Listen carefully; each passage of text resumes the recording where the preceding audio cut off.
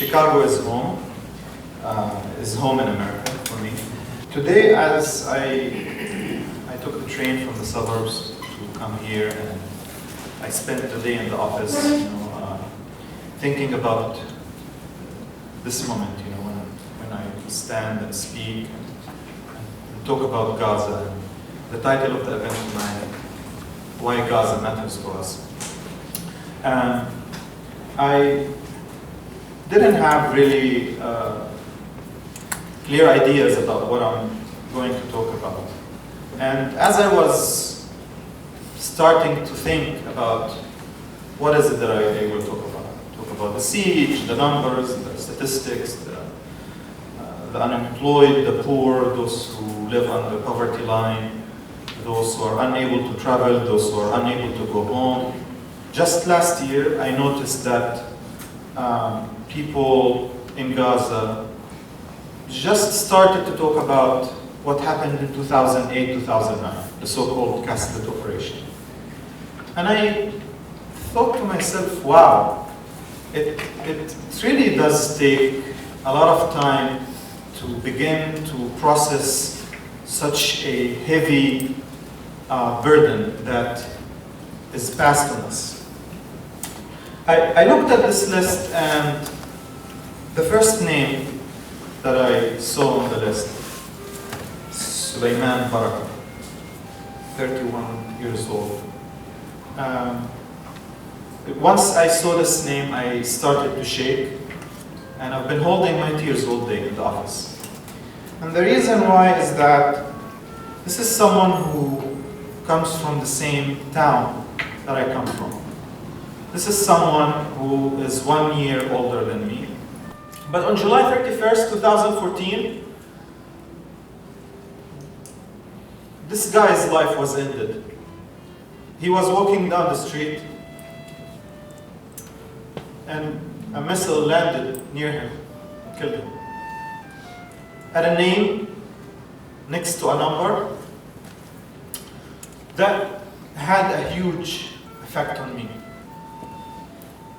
And then looking at a list of 1,254 people, each one of them had a story. Each one of them had friends.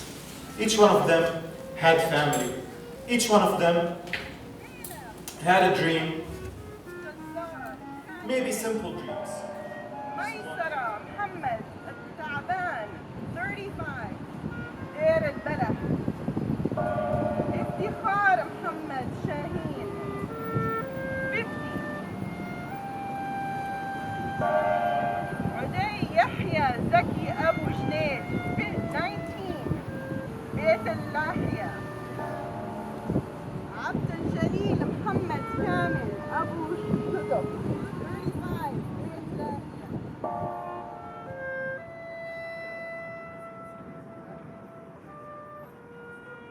So in tomorrow's protest, those names will be read, 1,254 names.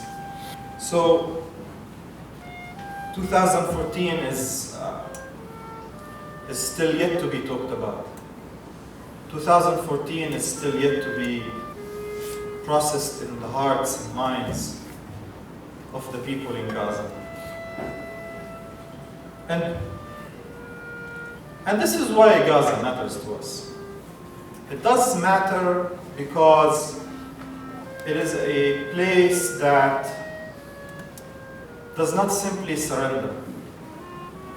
And this isn't just a cliche talk.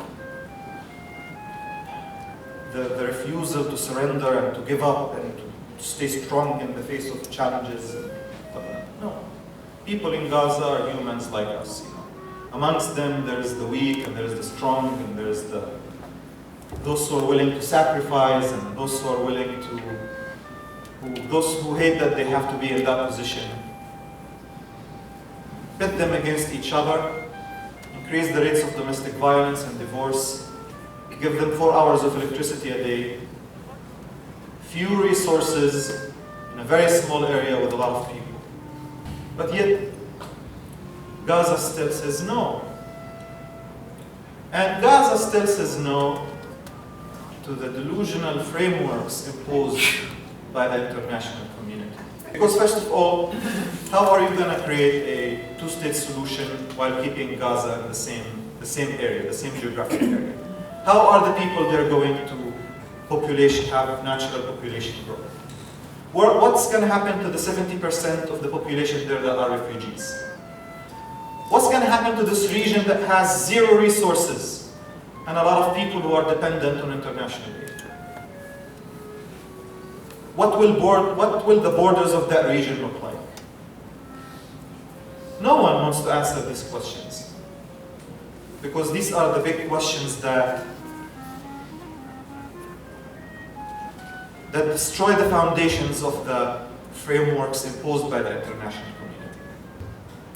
How are we going to help those who have been suffering because of who they are, while Palestinians in Gaza have been dehumanized and smeared and isolated and killed just because of who they are?